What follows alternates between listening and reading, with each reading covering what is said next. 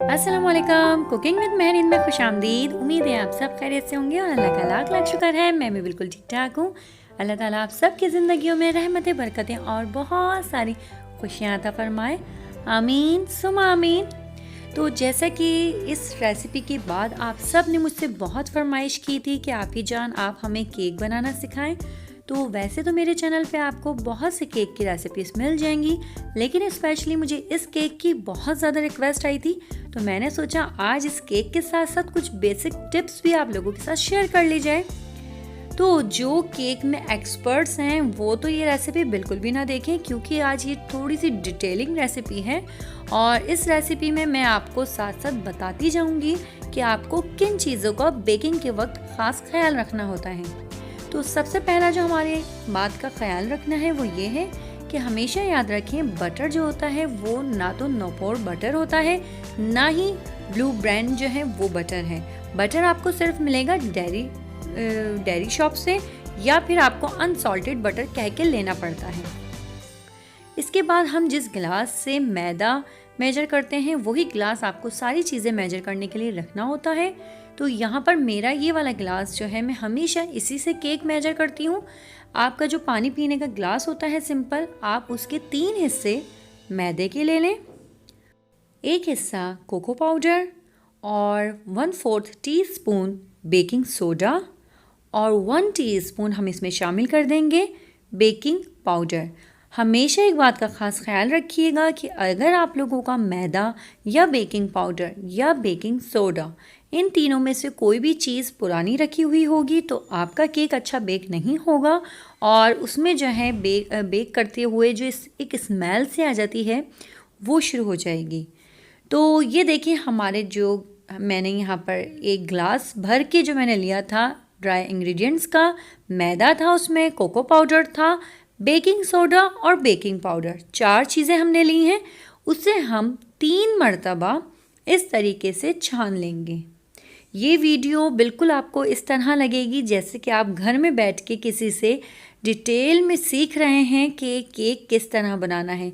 ये बिल्कुल बिगनर्स वालों के लिए मैंने वीडियो बनाई है। तो अगर आप लोग इसमें थोड़ा सा आप लोगों को लग रहा है कि मैं बहुत बोर कर रही हूँ तो आप इसको स्किप कर करके भी देख सकते हैं जी। तो इसके बाद हमने ले लिया है 3 अदद अंडे और इसको अच्छी तरीके से हम बीट कर लेंगे। अगर आप लोगों के पास बीटर नहीं है और या ओवन नहीं है तो आप लोग मुझे कमेंट्स बॉक्स में ज़रूर बताएं। मैं इंशाल्लाह ताला आप लोगों को यही रेसिपी, यही केक आपको जूसर ब्लेंडर में भी बना के दिखाऊंगी और आप यकीन माने बिल्कुल भी कोई फ़र्क नहीं होता, बल्कि मुझे तो जूसर ब्लेंडर में बनाना भी बहुत आसान लगता है और खाने में भी बहुत ही मज़ा आता है। तो अगर आप लोग कहेंगे तो मैं इंशाल्लाह ताला आप लोगों को जूसर ब्लेंडर में बना के दिखा दूंगी। इसके बाद मैंने ले लिया है उसी ग्लास से हाफ ग्लास मैंने लिया है शुगर, जिसे मैंने पीस लिया था ब्लेंडर में पहले और उसके बाद हमने इसमें शामिल किया है पीसी हुई चीनी या फिर आइसिंग शुगर, आप दोनों में से कुछ भी इस्तेमाल कर सकते हैं। इसके बाद हम इसमें शामिल करेंगे 1 टीस्पून वनीला एसेंस और इसे भी अच्छी तरीके से बीट कर लेंगे जी। तो ये हमारा बैटर बिल्कुल तैयार हो गया है। जो ड्राई इंग्रेडिएंट्स हमने तैयार किए थे वो भी बिल्कुल हमने साथ में ही रख लिए।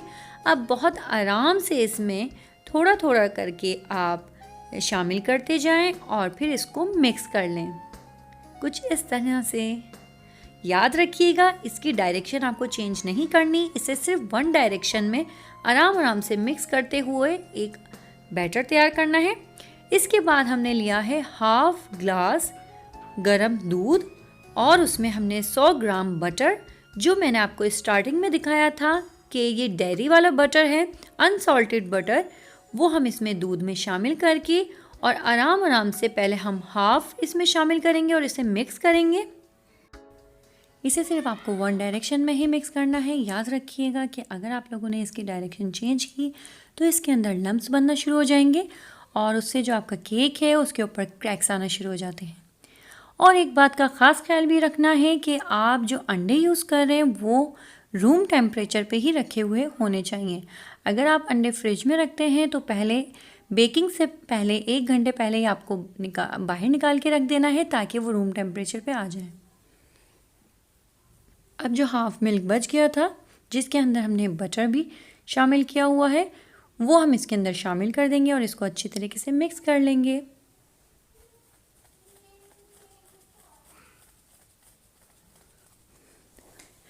जी, तो आज मैं कुछ लोगों का बहुत ज़्यादा शुक्रिया अदा करना चाहती हूँ, जिन लोगों ने मुझे इतने प्यारे-प्यारे मैसेजेस किए, इतने अच्छे कमेंट्स किए, जिनसे मेरा दिन बन गया और मुझे बहुत ज़्यादा खुशी हुई कि मेरी भी रेसिपीज़ भी बहुत से लोग हैं जो पसंद करते हैं। तो आप लोगों के यही कमेंट्स होते हैं जो हम लोगों को मोटिवेट करते हैं, हमारी हौसला अफ़ज़ाई करते हैं और हमें हिम्मत देते हैं कि हम और भी रेसिपीज़ आप लोगों के साथ शेयर करते रहें। तो ये देखिए हमारा बैटर तैयार हो गया है और ओवन को मैंने पहले ही प्री हीट होने के लिए रख दिया था फुल टेम्परेचर पे 10 मिनट के लिए। और इसके बाद हमने जो केक पैन है उसके अंदर ये सारा बैटर हमने शामिल कर दिया और अब हम इसको ओवन में बेक कर लेंगे 45 मिनट्स के लिए 180 टेम्परेचर पे।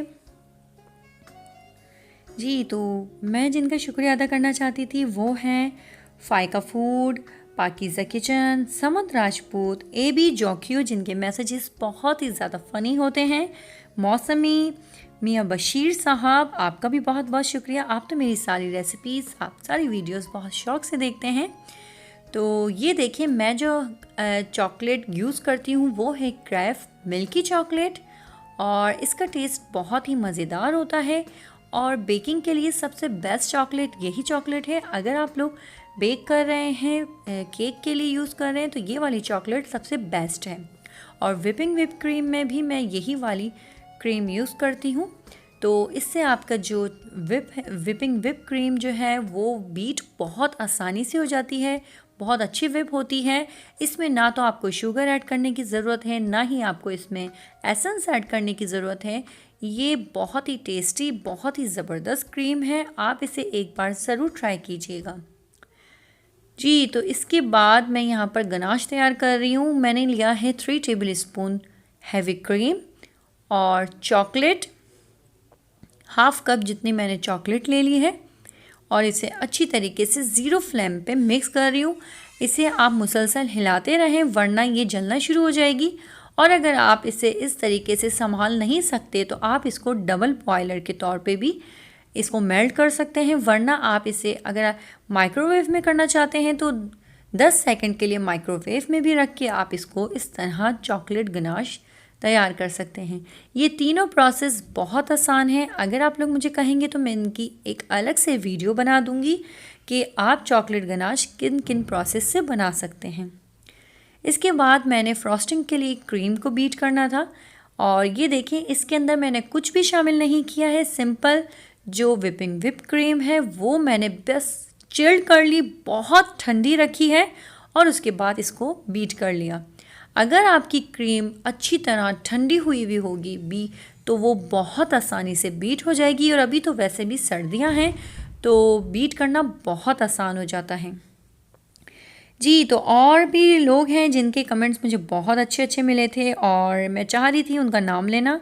तो उनमें है Mohammad Ahmed, Seerat Fatima, kitchen with Shanze, Nusrat Khan, Mahnoor Rajput, Abdul Rafay, Arsalan, Asadullah Ghalib, Mohammad Ahmed, Neelam Pari, thank you so much Neelam, Fatima bird, कनेफ और food and fitness, Rishi kitchen और स्वीटी जी, मोहम्मद अहमद और Zoya, secret food kitchen, Neha की दुनिया, हुमा हारिस ने मुझे बहुत ही प्यारा कमेंट किया था। मुझे बहुत खुशी हुई हुमा, आपका बहुत बहुत शुक्रिया।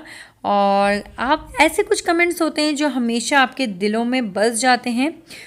तैयबा मुबीन, आपका भी बहुत बहुत शुक्रिया कि आप मेरी रेसिपीज़ इतनी ज़्यादा पसंद करती हैं। और उनैश, आपका भी बहुत शुक्रिया। और महकते मोती, बिनते अली और बहुत हैं सहाफ़त कुरैशी, सॉरी मैं जो है थोड़ा सा बीच में अटक गई आपका नाम लेते हुए। मैं सहाफ़त इसमें अटक गई थी। तो इसके बाद हमारा जो इस केक स्पंज है वो रेडी हो गया था। इसको मैंने शुगर सीरम से कोट कर दिया और उसके बाद इसके ऊपर मैंने लगा दिया है कंडेंस मिल्क और आप सबका बहुत बहुत शुक्रिया, जितने भी लोग हैं देखने वाले, पसंद करने वाले, अप्रिशिएट करने वाले, आप सब की बहुत बहुत कहते हैं ना एक खुश शुक्रगुज़ार होना मैं वो हूँ कि आप लोग मुझे इतना ज़्यादा।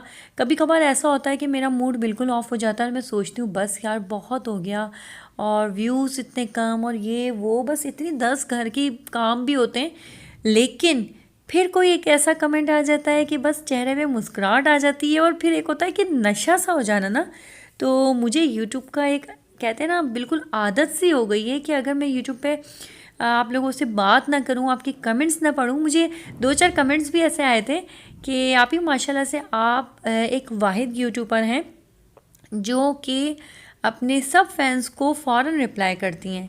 तो इसका रीज़न यही है कि मुझे बहुत खुशी होती है जब मुझे कोई ऐसे लोग मिलते हैं ना, पॉजिटिव लोग, तो मुझे उनसे बात करने में, उनसे दोस्ती, मुझे असल में दोस्ती करने का बहुत शौक़ है। तो बस इसी वजह से मैं आप लोगों के इतने अच्छे जब कमेंट्स आते हैं तो मेरा दिल चाहता है कि मैं आप लोगों से बातें करूं और आप लोगों का रिप्लाई दूं। तो यही वजह है कि मैं आप सब का रिप्लाई बहुत जल्दी देने की कोशिश करती हूं, और जितनी हो सकती है मैं आप लोगों की हेल्प करने की भी कोशिश करती हूँ। अगर कहीं पर थोड़ी बहुत भी मुझसे चूक हो जाए तो मुझे माफ़ कीजिएगा, इंसान हूँ, गलती सबसे होती है। तो बस यहाँ पर देखें, मैंने जो चॉकलेट गनाश तैयार की थी वो वैसे थोड़ी हार्ड हो गई थी। उसके अंदर मैंने 3 टेबल स्पून जो है गरम दूध शामिल करके और उसे फिर अच्छी तरीके से मिक्स करा, और उसके बाद इस तरह मैंने चॉकलेट इसके ऊपर। अच्छा याद रखिएगा कि जब मैंने क्रीम बीट करके इसके ऊपर क्रीम से फ्रॉस्टिंग की है, उसके बाद मैंने इसको 1 घंटे के लिए फ्रीज़र में रखा है।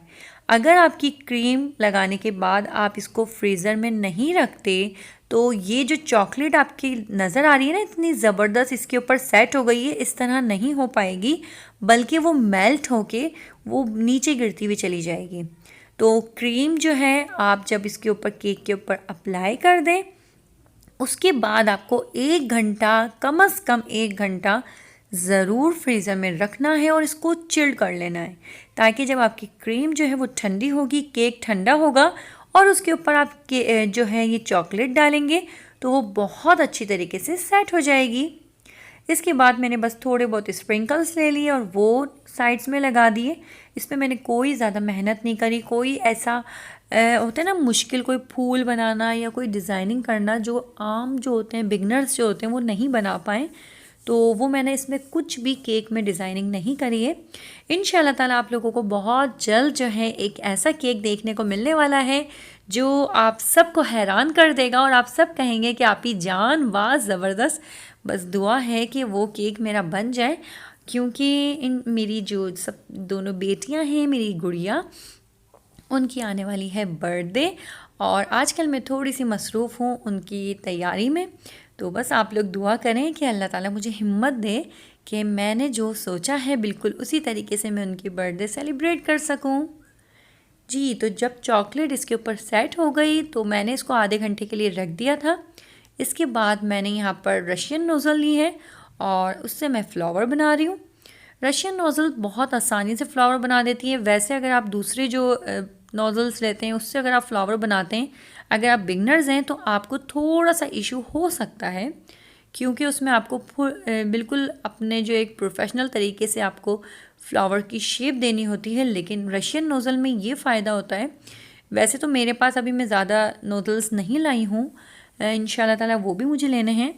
काफ़ी सामान अभी है जो मुझे जाके लाना है। सिर्फ इस लॉकडाउन की वजह से मेरा काफ़ी काम रुका हुआ है और बच्चों के छोटे होने की वजह से भी मैं बाज़ार जाना बिल्कुल अवॉइड कर रही हूँ। और अभी भी जो मेरी बेटी की बर्थडे की सेलिब्रेशन की जितनी भी तैयारी है उसके लिए भी मैं अभी तक बाज़ार नहीं गई हूँ। मेरी अम्मी जान ही माशाल्लाह से सब कुछ कर रही हैं। वही माशाल्लाह आगे आगे जा के सारा सामान मुझे लाके और फिर उसके बाद मुझे भेजा है। तो अम्मी जान आपका बहुत बहुत शुक्रिया जी। तो यहाँ पर हमारा मज़ेदार सा केक तैयार हो गया है और मुझे पूरी उम्मीद है कि आप लोगों को ये केक बहुत पसंद आया होगा। और अगर आप लोगों को मेरी ये रेसिपी पसंद आए तो इसी वक्त जल्दी से फ़ौरन से मेरे चैनल को सब्सक्राइब करें, लाइक करें और बेल आइकन के बटन को तो ज़रूर प्रेस कीजिएगा, क्योंकि ताकि मेरी आने वाली जितनी भी वीडियोस हो वो सबसे पहले आपके दरवाजे पे आ सके और दस्तक दे सके कि सुने महरीन की वीडियो आई है। जी तो चलें, मिलती हूँ अपनी नेक्स्ट वीडियो में। तब तक के लिए अपना ख़ास ख्याल रखिएगा, अपने घर वालों का ख्याल रखिएगा और प्लीज़ प्लीज़ प्लीज़ अपनी सोच को हमेशा सबके लिए अच्छा सोचिएगा और कभी किसी का बुरा नहीं चाहें। मिलती हूँ नेक्स्ट वीडियो में। अल्लाह हाफ़िज़।